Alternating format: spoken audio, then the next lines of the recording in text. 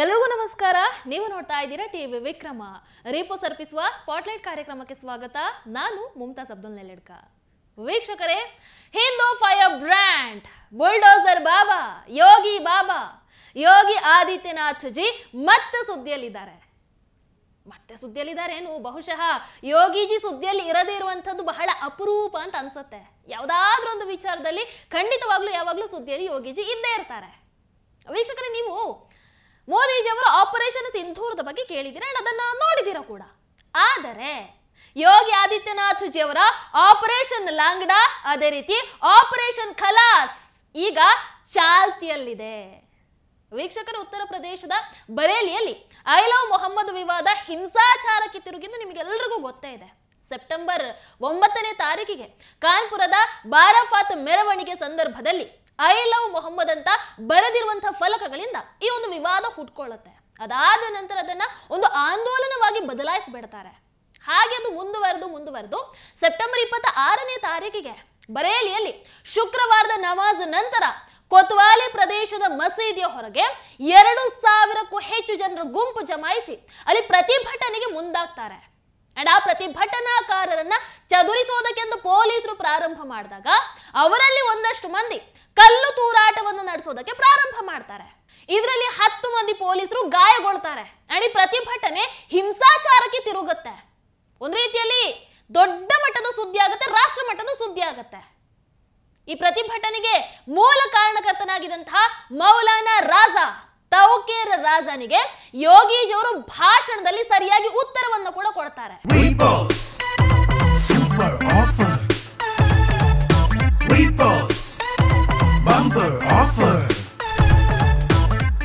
ರೀಪೋಸ್ mattress ಅನ್ನು ಖರೀದಿಸಿ smart ಟಿವಿಯನ್ನು ಉಚಿತವಾಗಿ ಪಡೆಯಿರಿ.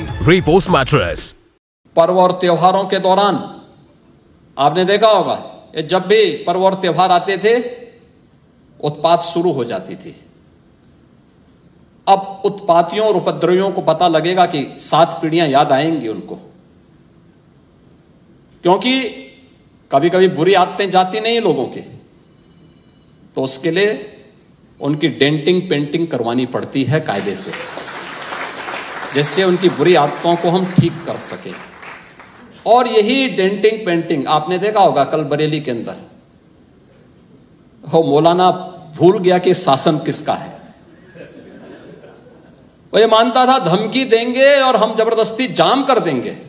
हमने कहा जाम नहीं होगा, कर्फ्यू भी नहीं लगेगा, लेकिन कर्फ्यू का सबक तुम्हें ऐसा सिखा देंगे कि तुम्हारी आने वाली पीढ़ी दंगा करना भूल जाएगी. क्या तरीका है ये? आप सिस्टम को ब्लॉक करना चाहते हैं. और यह प्रवृत्ति थी यूपी के अंदर. 17 के पहले यही होता था, और हम इसी बात को कह सकते हैं कि 17 के बाद हमने कर्फ्यू भी नहीं लगने दिया, लेकिन ऐसे बैरियर को चुन करके वे जिस प्रकार की भाषा को समझते थे उस प्रकार की भाषा से उनको समझा करके उसको उसकी सजा दिलाने का काम भी किया है. और उत्तर प्रदेश की ग्रोथ स्टोरी यहीं से शुरू होती है. ಬರೇಲಿಯಲ್ಲಿ ಒಬ್ಬ ಮೌಲಾನನಿಗೆ ಅಧಿಕಾರದಲ್ಲಿ ಯಾರಿದ್ದಾರೆ ಅನ್ನುವಂಥದ್ದು ಮರ್ತೇ ಹೋಗಿಬಿಟ್ಟಿದೆ. ಇಲ್ಲಿ ಈ ಪ್ರತಿಭಟನೆ, ಈ ಕರ್ಫ್ಯೂ ಯಾವುದು ಕೂಡ ಸಾಧ್ಯ ಇಲ್ಲ. ಅವರ ಮುಂದಿನ ಪೀಳಿಗೆ ಕೂಡ ಗಲಭೆಯ ಕಲ್ಪನೆಯನ್ನು ಕೂಡ ಮರೆತು ಬಿಡಬೇಕು. ಅಂತಹ ಪಾಠವನ್ನ ನಾನು ಕಲಿಸ್ತೀನಿ ಅನ್ನುವಂಥ ಎಚ್ಚರಿಕೆಯನ್ನ ಕೂಡ ನೀಡಿದ್ರು. ಈಗ ಅದಕ್ಕೆ ಸರಿಯಾಗಿ ಯುಪಿ ಪೊಲೀಸರು ಆಪರೇಷನ್ ಲಾಂಗ್ಡಾ, ಅದೇ ರೀತಿ ಆಪರೇಷನ್ ಖಲಾಸ್ ಅನ್ನ ಪ್ರಾರಂಭ ಮಾಡಿದ್ದಾರೆ. ಕೇವಲ 48 ಗಂಟೆಯಲ್ಲಿ 20ಕ್ಕೂ ಹೆಚ್ಚು ಎನ್ಕೌಂಟರ್, ಹಲವಾರು ಅಪರಾಧಿಗಳಿಗೆ ಗುಂಡೆ ಹಾರಿಸಿಬಿಟ್ಟಿದ್ದಾರೆ. ಅವರನ್ನ ಬಂಧಿಸುವಂತಹ ಕೆಲಸವನ್ನು ನಿರಂತರವಾಗಿ ಮಾಡ್ತಾ ಇದ್ದಾರೆ. ಜಸ್ಟ್ 4 ತಿಂಗಳ ಹಿಂದೆ ಕೂಡ ಆಪರೇಷನ್ ಲಾಂಗ್ಡಾ ಅಡಿಯಲ್ಲಿ ಕೇವಲ 24 ಗಂಟೆಯಲ್ಲಿ ರಾಜ್ಯಾದ್ಯಂತ 10 ಎನ್ಕೌಂಟರ್ ಅನ್ನ ಮಾಡಿ ಬಿಸಾಡಿದ್ರು. ಅತ್ಯಾಚಾರ ಆರೋಪಿಗಳಾಗಿರಬಹುದು, ಕೊಲೆಗಾರರಾಗಿರಬಹುದು, ಕಳ್ಳ ಸಾಗಣೆದಾರರಾಗಿರಬಹುದು, ದರೋಡೆಕೋರರಾಗಿರಬಹುದು, ಪ್ರತಿಯೊಬ್ಬರಿಗೂ ಕೂಡ ಆ ಮೂಲಕ ನಾಂದಿ ಹಾಡುವಂತ ಕೆಲಸವನ್ನ ಮಾಡಿದ್ರು. ಅಂದ್ರೆ ಯೋಗಿಜಿಯವರ ಆಡಳಿತದಲ್ಲಿ ಅನಾಚಾರವನ್ನ ಎಸಗುವವರಿಗೆ ಯಾವುದೇ ಸ್ಥಾನಮಾನ ಇಲ್ಲ. ये थाना क्षेत्र पे प्राइच में जो महुआ चाफी ग्राम में घटना हुई थी, उसके क्रम में प्रकाश में आए अभियुक्तों में से एक अजब हुसैन जो है, जिसको ग्रामीणों के द्वारा पकड़ा गया था, वर्तमान में हॉस्पिटल में गंभीर हालत में भर्ती है.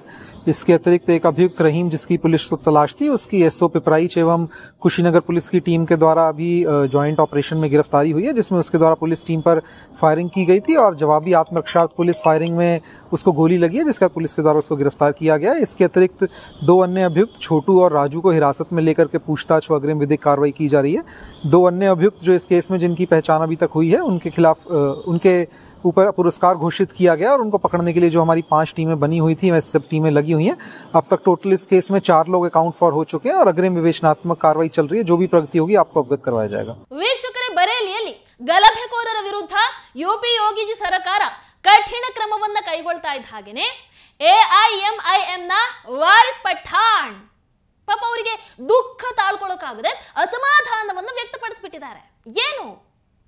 ಯುಪಿ ಮುಖ್ಯಮಂತ್ರಿ ಯೋಗಿ ಆದಿತ್ಯನಾಥ್ ಜಿ ಅವರು ಸಂವಿಧಾನವನ್ನು ಗೌರವಿಸಲ್ಲ, ಈ ಕಡೆ ನೋಡಿದ್ರೆ ಸುಪ್ರೀಂ ಕೋರ್ಟ್ ತೀರ್ಪುಗಳನ್ನು ಕೂಡ ಗೌರವಿಸೋದೇ ಇಲ್ಲ. ಯುಪಿ ರಾಜ್ಯಾದ್ಯಂತ ಕಾನೂನು ಬಾಹಿರತೆ ಹರಡ್ತಾ ಇದೆ. ಇವರುಗಳು ಇಷ್ಟೊಂದು ಹೇಳ್ತಾ ಇದ್ದಾರೆ ಅಂತಂದ್ರೆ ಬಹುಶಃ ಯೋಗಿಜಿ ಸರಿಯಾಗಿ ಕೆಲಸವನ್ನ ಮಾಡ್ತಾ ಇದ್ದಾರೆ, ಅವರು ಸರಿಯಾದ ದಾರಿಯಲ್ಲೇ ನಡೀತಾ ಇದ್ದಾರೆ. 2027ರಲ್ಲಿ ಯುಪಿಗೆ ಮತ್ತೆ ಯೋಗಿಜಿ ಯಾಕೆ ಬೇಕನ್ನುವಂಥದ್ದನ್ನ ಈ ವ್ಯಕ್ತಿ ತನ್ನ ಮಾತುಗಳ ಮೂಲಕ ಮತ್ತೊಮ್ಮೆ ಪ್ರೂವ್ ಮಾಡಿಬಿಟ್ಟಿದ್ದಾರೆ. ವೀಕ್ಷಕರ, ಆಮೇಲೆ ಯೋಗಿಜಿ ಅವರ ಹವಾ ಹೆಂಗಿದೆ ಅಂತಂದ್ರೆ, ನಾನೊಂದು ವಿಡಿಯೋವನ್ನು ನೋಡಿದೆ, ಬಹಳ ಚೆನ್ನಾಗಿತ್ತು. ಒಬ್ಬ ಪತ್ರಕರ್ತೆ ಬಂದು ಒಬ್ಬರು ಮುಸ್ಲಿಂ ಹತ್ರ ಕೇಳ್ತಾರೆ, ಹೇಗೆ ಯೋಗಿಜಿ ಆಡಳಿತ ಹೇಗಿದೆ, ಒಂದ್ ಸ್ವಲ್ಪ ಅದ್ರ ಬಗ್ಗೆ ಮಾತಾಡಿ ಅಂತ. ಅದಕ್ಕೆ ಆ ವ್ಯಕ್ತಿ, ಇಲ್ಲಪ್ಪ ನನಗೇನು ಹೇಳೋಕಿಲ್ಲ, ನಾನು ಡೆಲ್ಲಿಯಲ್ಲಿ ಕೆಲಸವನ್ನ ಮಾಡಿದ್ದು, ನನಗೇನು ಹೇಳೋಕೆ ಇಲ್ಲ ಅಂತ ಹೇಳ್ತಾರೆ. ಯೋಗಿಜಿ ಗೊತ್ತಾ ಅಂತ ಕೇಳಿದ್ರೆ ಪಾಪ ಭಯದಲ್ಲಿ ಇಲ್ಲ ಅಂತ ಅಂದ್ಬಿಟ್ರು. ಓಕೆ, ಮೋದಿಜಿ ಗೊತ್ತಾ?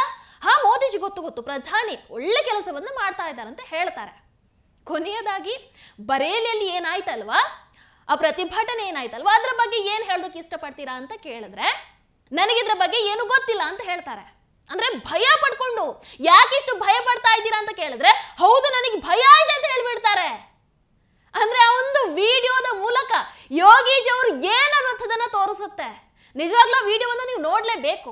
क्या कुछ कहेंगे? ये भाई बोलेंगे हमारे। अरे कोई बात नहीं, योगी शासन कैसा लग रहा है? कुछ नहीं, हम कुछ नहीं बोल सकते। अरे कुछ तो बोल। हम कुछ बोलेंगे ही नहीं। अरे ठीक है, कैसा लगता है? कुछ बोलेंगे ही नहीं, हम यहाँ रहते ही नहीं है, हम दिल्ली में रहते हैं। हाँ, दिल्ली में। अच्छा, योगी जी को जानते हैं? नहीं। अच्छा, मोदी को? हाँ, मोदी जानते, प्रधानमंत्री है देश के। तो कैसे कर रहे हैं? बहुत बढ़िया कर रहे हैं, लाजवाब। अच्छा, जो बरेली में हुआ उसमें क्या देखेगा? हमें पता ही नहीं, जब हम यूपी में, हम दिल्ली का। बरेली में जो हुआ, बरेली में हमें पता ही नहीं क्या हुआ। नहीं देख, नहीं, हम यूं बच रहे हैं क्या? जी हाँ, बच रहे हैं। अरे तो बच क्यों रहे हैं? डर रहे हैं? हाँ जी, हम डर रहे हैं। ವೀಕ್ಷಕರು, ಇನ್ನು ಬರೇಲಿಯಲ್ಲಿ ಅಕ್ರಮ ಕಟ್ಟಡಗಳ ವಿರುದ್ಧ ಯೋಗಿಜಿ ಅವರ ಬುಲ್ಡೋಸರ್ ಆಕ್ಷನ್ ಕೂಡ ಶುರುವಾಗಬಿಟ್ಟಿದೆ. ಬರೇಲಿಯಲ್ಲಿ ಕೆರೆ ಭೂಮಿಯಲ್ಲಿ ನಿರ್ಮಿಸಲಾದಂತಹ 80 ಮನೆಗಳು, ಅದೇ ರೀತಿ ಒಂದು ಮಸೀದಿಗೆ ಯೋಗಿಜಿ ಸರ್ಕಾರ ಈಗ ನೆಲಸಮ ಮಾಡೋದಕ್ಕೆ ನೋಟಿಸ್ ಅನ್ನ ನೀಡಬಿಟ್ಟಿದೆ. ಮೊನ್ನೆ ಆ ಕೋಮು ಹಿಂಸಾಚಾರದ ನಂತರ ಆ ಹಿಂಸಾಚಾರಕ್ಕೆ ಪ್ರಚೋದನೆಯನ್ನು ನೀಡಿದಂತಹ ಮೌಲಾನಾ ತೌಕೀರ್ ರಾಜಾ ವಿರುದ್ಧ ನಿರಂತರವಾಗಿ ಕಟ್ಟುನಿಟ್ಟಿನ ಕ್ರಮವನ್ನ ಕೈಗೊಳ್ಳಲಾಗ್ತಾನೆ ಇದೆ. ಒಂದು ಮಾತನ್ನು ಕೂಡ ಯೋಗಿಜಿ ಹೇಳಿದ್ರು, ಕೇಳಿಸ್ಕೊಂಡು ಬನ್ನಿ. पर्व और त्योहारों के दौरान आपने देखा होगा, जब भी पर्व और त्योहार आते थे उत्पात शुरू हो जाती थी। अब उत्पातियों और उपद्रवियों को पता लगेगा कि 7 पीढ़ियां याद आएंगी उनको, क्योंकि कभी कभी बुरी आदतें जाती नहीं लोगों की, तो उसके लिए उनकी डेंटिंग पेंटिंग करवानी पड़ती है कायदे से, जिससे उनकी बुरी आदतों को हम ठीक कर सकें। और यही डेंटिंग पेंटिंग आपने देखा होगा कल बरेली के अंदर, हो मौलाना भूल गया कि शासन किसका है। वो ये मानता था धमकी देंगे और हम जबरदस्ती जाम कर देंगे। हमने कहा जाम नहीं होगा, कर्फ्यू भी नहीं लगेगा, लेकिन कर्फ्यू का सबक तुम्हें ऐसा सिखा देंगे कि तुम्हारी आने वाली पीढ़ी दंगा करना भूल जाएगी। क्या तरीका है ये? आप सिस्टम को ब्लॉक करना चाहते हैं। और यह प्रवृत्ति थी यूपी के अंदर, 17 के पहले यही होता था। और हम इसी बात को कह सकते हैं कि 17 के बाद हमने कर्फ्यू भी नहीं लगने दिया, लेकिन ऐसे बैरियर को चुन चुन करके वे जिस प्रकार की भाषा को समझते थे उस प्रकार की भाषा से उनको समझा करके उसको उसकी सजा दिलाने का काम भी किया है। और उत्तर प्रदेश की ग्रोथ स्टोरी यहीं से शुरू होती है। ಆತನಿಗೆ ಆಶ್ರಯವನ್ನು ನೀಡಿದಂತಹ ವ್ಯಕ್ತಿಯ ಮನೆಯನ್ನ ಜಪ್ತಿ ಮಾಡಲಾಗ್ತಾ ಇದೆ. ಇನ್ನು ಆತನ ಸಹಾಯಕನ 5 ಕೋಟಿ ಮದುವೆ ಮಂಟಪವನ್ನ ಧ್ವಂಸ ಮಾಡಲಾಗಿದೆ, ಅಂಗಡಿಗಳನ್ನ ಧ್ವಂಸ ಮಾಡಲಾಗಿದೆ. ಇನ್ನು ಆತನ 1 ಕೋಟಿ ವಿದ್ಯುತ್ ಕಳ್ಳತನವನ್ನ ತನಿಖೆಗೆ ಕೂಡ ಒಳಪಡಿಸಲಾಗಿದೆ. ಸೈಲಾನಿ ಅದೇ ರೀತಿ ಪಹಲ್ವಾನ್ ಸಾಹೇಬ್ ದರ್ಗಾ ಪ್ರದೇಶದಲ್ಲಿ ಹಲವಾರು ಅಂಗಡಿ ಮುಂಗಟ್ಟುಗಳನ್ನ ತೆರವುಗೊಳಿಸಲಾಗಿದೆ. ಹಿಂಸಾಚಾರಕ್ಕೆ ಹಣಕಾಸು ಒದಗಿಸಿದವರ ವಿರುದ್ಧ ಕೂಡ ತನಿಖೆ ಈಗ ಆರಂಭ ಆಗಿದೆ. ಅಂದ್ರೆ ಅಲ್ಲೇ ಡ್ರಾ ಅಲ್ಲೇ ಬಹುಮಾನ, ಈ ಅಲ್ಲೇ ಡ್ರಾ ಅಲ್ಲೇ ಬಹುಮಾನ ಅನ್ನುವಂಥದ್ದನ್ನ ಯಾರದಾದ್ರೂ ಆಡಳಿತದಲ್ಲಿ ನೀವು ನೋಡಬಹುದು ಅಂತ ಹೇಳಿದ್ರೆ ಅದು ಖಂಡಿತವಾಗ್ಲೂ ಕೂಡ ಯೋಗೀಜಿಯವರ ಆಡಳಿತದಲ್ಲಿ ಮಾತ್ರ. ಬಹಳಷ್ಟು ಮಂದಿ ಕೇಳಬಹುದು, ಯಾಕೆ ಇದನ್ನು ಸಪೋರ್ಟ್ ಮಾಡ್ತೀರಾ, ಇದರಲ್ಲಿ ಏನಿದೆ ಅಂತ. ಇದು ತಪ್ಪು ಅಂತ ಹೇಳ್ಬಹುದು, ಆದ್ರೆ ನನ್ನ ಪ್ರಕಾರ ಇದು ಸರಿಯಾಗಿ ಇದೆ. ತಪ್ಪು ಮಾಡುವಂತವರಿಗೆ ಅವರದ್ದೇ ಸ್ಟೈಲ್ ಅಲ್ಲಿ ಉತ್ತರವನ್ನ ಕೊಟ್ಟಾಗ ಮಾತ್ರ ಅವರನ್ನ ಸರಿದಾರಿಗೆ ತರೋದಕ್ಕೆ ಸಾಧ್ಯ, ಇಲ್ಲ ಅಂದ್ರೆ ಸಾಧ್ಯ ಇಲ್ಲ. ಅಷ್ಟೆಲ್ಲ ಇಲ್ಲ ಅಂತ ಅಂದಿದ್ರೆ ಅಂತಹ ಮಹತ್ತರವಾದ ಹೆಜ್ಜೆಯನ್ನ ಯೋಗೀಜಿ ತೆಗೆದುಕೊಳ್ಳದೆ ಇದ್ದಿದ್ರೆ ಇವತ್ತು ಗೂಂಡಾ ರಾಜ್ಯ ಆಗಿದ್ದಂತಹ ಉತ್ತರ ಪ್ರದೇಶವನ್ನ ಇಷ್ಟು ಬೇಗ ಬದಲಾವಣೆ ಮಾಡ್ಲಿಕ್ಕೆ ಸಾಧ್ಯ ಆಗ್ತಾ ಇರಲಿಲ್ಲ. ಹಿಂಸೆಗೆ ಅಹಿಂಸೆ ಮೂಲಕ ಉತ್ತರವನ್ನು ಕೊಡ್ತೀನಿ ಅಂತ ಹೇಳಿದ್ರೆ ಅದು ಅಂತಹ ಜನರ ಜೊತೆಗೆ ಅದು ಸಾಧ್ಯ ಇಲ್ಲ, ಅದು ವರ್ಕೌಟ್ ಆಗಲ್ಲ. ಬುಲ್ಡೋಸರ್ ಬಾಬಾನಂತಹ ಮುಖ್ಯಮಂತ್ರಿ ಇರಬೇಕಂತವರಿಗೆ, ಅಂತಹ ಆಕ್ಷನ್ಗಳ ಅಂತವರಿಗೆ ಬೇಕೇ ಬೇಕಾಗತ್ತೆ. ಹೌದಲ್ವೋ? ನೀವೇನಂತೀರಾ? ಏನಾಗ್ಲಿ, ಯೋಗೀಜಿಯವರ ರಾಜ್ಯದಲ್ಲಿ, ಮೋದಿಜಿಯವರ ರಾಷ್ಟ್ರದಲ್ಲಿ ಯಾವುದೇ ಅನಾಚಾರಗಳಿಗೆ ಅವಕಾಶ ಇಲ್ಲ. ನಿಜವಾಗ್ಲೂ ಒಂದಲ್ಲ 100 ಬಾರಿ ಹೇಳಬಲ್ಲೆ, ಯೋಗೀಜಿ ಆಡಳಿತದಲ್ಲಿ ಉತ್ತರ ಪ್ರದೇಶ ಹಂತ ಹಂತವಾಗಿ ರಾಮ ರಾಜ್ಯವಾಗಿ ಬದಲಾಗ್ತಾ ಇದೆ. ನೀವೇನಂತೀರಾ? ದಟ್ ಕಾಮೆಂಟ್ ಮೂಲಕ ತಿಳಿಸಿ. ಹಾಗೆ ವಿಡಿಯೋ ನಿಮಗೆ ಇಷ್ಟದಲ್ಲಿ ಲೈಕ್ ಮಾಡಿ, ಶೇರ್ ಮಾಡಿ. ನಮಸ್ಕಾರ. Super offer.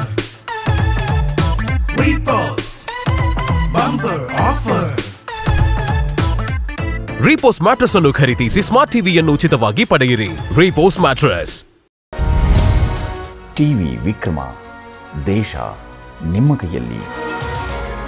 ಈ ಕಾರ್ಯಕ್ರಮ ನಿಮಗೆ ಇಷ್ಟ ಆಗಿದ್ದಲ್ಲಿ ಲೈಕ್, ಶೇರ್ ಹಾಗೂ ಕಮೆಂಟ್ ಮಾಡಿ. ಟಿವಿ ವಿಕ್ರಮದ ಕಾರ್ಯಕ್ರಮಗಳನ್ನು ನಿರಂತರವಾಗಿ ವೀಕ್ಷಿಸಲು ಸಬ್ಸ್ಕ್ರೈಬ್ ಮಾಡಿ, ಬೆಲ್ ಐಕನ್ ಒತ್ತಿ.